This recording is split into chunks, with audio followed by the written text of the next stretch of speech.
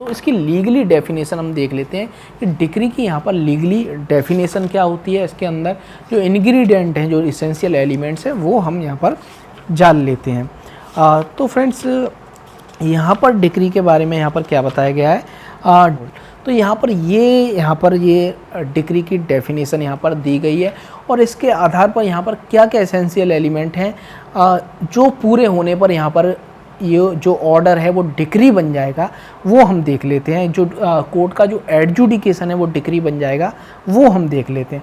तो सबसे पहले यहाँ पर क्या होना चाहिए, there must be a civil suit. एक सिविल सूट यहाँ पर फाइल होना चाहिए। तो सबसे पहले एक कोई यहाँ पर पार्टी जाए और जिसके राइट का वायलेशन हुआ है और जहाँ पर उसको राइट है, यहाँ पर कॉज ऑफ एक्शन अराइज हुआ है और उसके आधार पर वो कोर्ट में जाकर वो सिविल सूट यहाँ पर दाखिल करें, ये सबसे पहली कंडीशन है।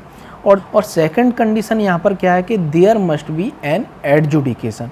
तो फ्रेंड्स, एडजुडिकेशन क्या होता है, for a decision of a court to be decree there must be an adjudication that is to say a judicial determination of the matter in dispute. मतलब जो भी डिस्प्यूट, जो मैटर था जिसके संबंध में यहाँ पर सूट फाइल किया गया था, उस राइट को यहाँ पर, उस जो विवाद का मैटर था उसको यहाँ पर तय करना, ये एडजुडिकेशन होता है। एडजुडिकेशन के अंदर यहाँ पर ऑर्डर भी आता है और यहाँ पर डिक्री भी आती है। तो आज हम डिक्री की बात कर रहे हैं। तो डिक्री में यहाँ पर बात की गई है कि यहाँ पर एडजुडिकेशन भी होना चाहिए, कि मतलब यहाँ पर कोई न्याय निर्णय यहाँ पर दिया हो, मतलब कोई यहाँ पर डिसीजन यहाँ पर कोर्ट ने दिया हो।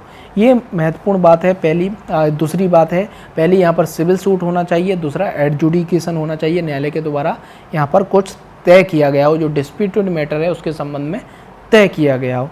और तीसरा यहाँ पर पॉइंट है कि it must be determine the right of the parties with regard to all or any of the matter in the controversy in suit। तो फ्रेंड्स, यहाँ पर क्या होना चाहिए, यहाँ पर वही बात की गई कि यहाँ पर क्या होना चाहिए, इस एडजुडिकेशन के जरिए यहाँ पर क्या किया जाना चाहिए, जो किसी पार्टी का जो राइट था, जिस राइट के संबंध में यहाँ पर रिलीफ मांगने के लिए सिविल सूट दाखिल किया गया है, उस राइट को यहाँ पर क्या है,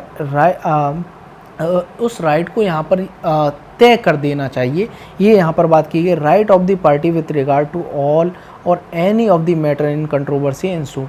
तो यहाँ पर जितनी भी रिलीफ मांगी थी, जितने भी यहाँ पर राइट्स के संबंध में यहाँ पर जितनी रिलीफ मांगी गई थी, जितने भी राइट्स के संबंध में यहाँ पर डिस्प्यूट था, उनमें से किसी एक राइट को पूरी तरीके से तय कर दे या सभी राइट्स को यहाँ पर पूरी तरीके से तय कर दे। तो यहाँ पर ये भी यहाँ पर कंडीशन है कि यहाँ पर क्या होना चाहिए, डिक्री में जो राइट है वो पूरी तरीके से यहाँ पर डिटरमाइन होना चाहिए, पूरी तरीके से निश्चित यहाँ पर कोर्ट के द्वारा कर देना चाहिए कि ये आपका राइट है। मतलब कि उस पर आगे कोई सुनवाई यहाँ पर बाकी नहीं रहनी चाहिए। ऐसा नहीं कि उसी कोर्ट में वो दोबारा उस चीज़ को वो सुने, उस राइट के बारे में वो सुने। आगे वो अपील कर सकता है, वो अलग है, वो उसका राइट है, लेकिन उस कोर्ट में उस राइट के बारे में उसे दोबारा नहीं सुना जाएगा, उसके संबंध में यहाँ पर कार्रवाई समाप्त हो जाएगी। तो यहाँ पर पूरी तरीके से राइट को यहाँ पर तय होना चाहिए, किसी एक राइट को या कई राइट्स को जिसके संबंध में रिलीफ मांगी है वो यहाँ पर पूरी तरीके से तय होने चाहिए। चौथी कंडीशन है कि such determination must be of a conclusive nature. Conclusive nature होने चाहिए, मतलब जो हमने बात करी, मैंने इसी में आपको जो चौथा इंग्रेडिएंट था वो मैंने इसी में आपको बता दिया। कंक्लूसिव नेचर मतलब कि फाइनली तौर पर यहाँ पर पूरी तरीके से यहाँ पर आपके राइट को तय कर दिया गया हो, उसमें आगे कुछ भी शेष यहाँ पर बाकी नहीं रहा हो, आपके राइट के संबंध में कोई कन्फ्यूजन नहीं रहा हो, एकदम क्लियर कह दिया गया हो, इट इज़ योर राइट। तो ये होना चाहिए डिक्री होने के लिए। और यहाँ पर और क्या होना चाहिए डिक्री होने के लिए, there must be a formal expression of the adjudication, कि formal expression of the adjudication होना चाहिए।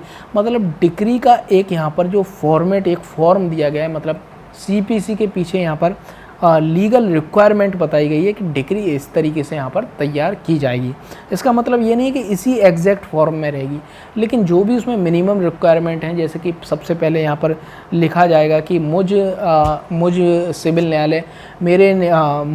न्यायालय के समक्ष यहाँ पर ये आज सुनवाई हो रही है और मेरे द्वारा आज यहाँ पर प्लेंटिफ अमित और डिफेंडेंट रवि के बीच में यहाँ पर आज मैं ये डिक्री पारित कर रहा हूँ और डिक्री डीए पारित कर रहा हूँ कि आप यहाँ पर इसे 5,000 रुपये यहाँ पर दें और वाद का जो खर्चा है वो यहाँ पर दें।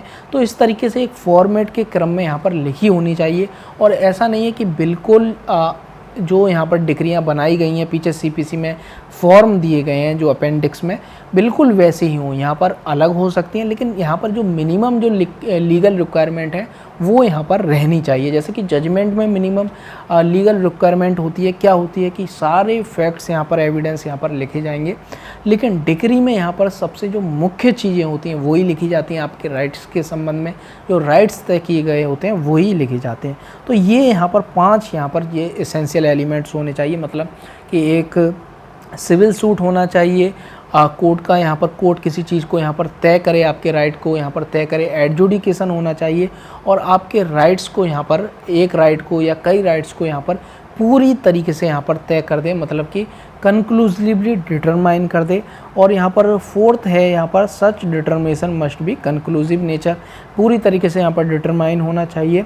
और there must be a formal expression of the adjudication. Formal expression का मतलब कि यहाँ पर जो लीगल रिक्वायरमेंट है डिक्री तैयार करने की वो यहाँ पर होनी चाहिए। तो ये सब सारे जो एलिमेंट बनते हैं मिलके बनते हैं, जब यहाँ पर क्या बनती है, ये डिक्री यहाँ पर बन जाती है, यदि ये सारे एसेंशियल एलिमेंट पूरे हो जाते हैं। तो फ्रेंड्स आप समझ गए होंगे कि डिक्री के लिए क्या क्या एसेंशियल एलिमेंट यहाँ पर होने चाहिए। तो फ्रेंड्स यहाँ पर और थोड़ा हम देख लेते हैं जो एडजुडिकेशन है। एडजुडिकेशन किसके संबंध में होना चाहिए? Rights of the party in controversy. The adjudication must have determine the rights of the parties with regard to all or any of the matters in controversy in suit. The word rights means the substantive right of the parties and not merely proceeding rights. तो friends यहाँ पर जो adjudication होना चाहिए, जो न्याय निर्णय मतलब जो डिसाइड किया है, विनिश्चय किया है कोर्ट ने किसी राइट्स के संबंध में, वो किसके संबंध में होना चाहिए? वो सबस्टेंसिव राइट्स के संबंध में होना चाहिए। सबस्टेंसिव राइट्स क्या हैं?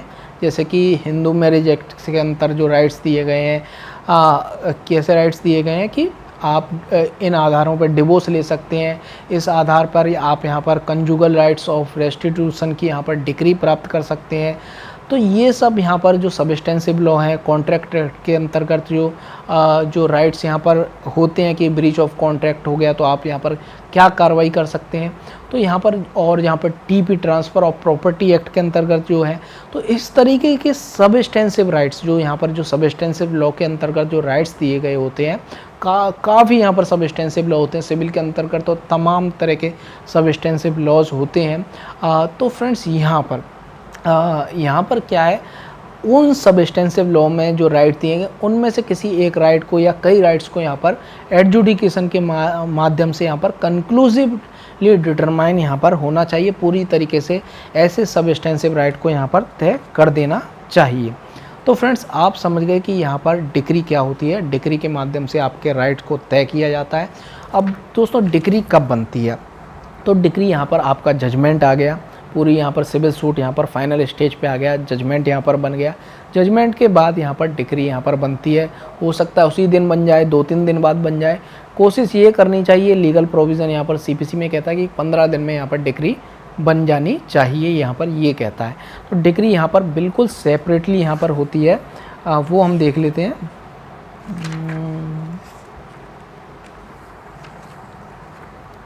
Decree follows the judgment and drawn up separately.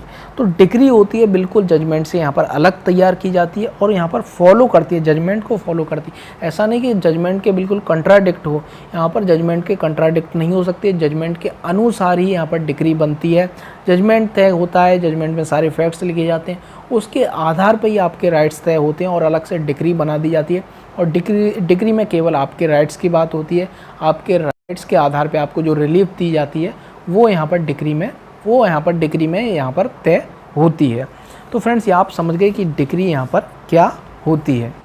तो फ्रेंड्स आपने जाना कि यहाँ पर डिक्री क्या होती है और क्यों इतनी ये महत्वपूर्ण होती है। इसी के आधार पे जो आपके राइट्स हैं उनको पूरी तरीके से यहाँ पर एडजुडिकेशन के द्वारा यहाँ पर तय किया जाता है।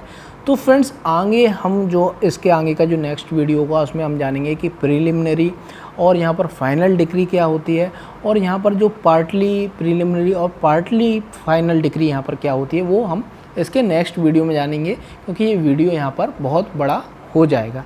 तो फ्रेंड्स हमारे YouTube चैनल को सब्सक्राइब कर लीजिए और इस वीडियो का नेक्स्ट पार्ट आप ज़रूर देखिए।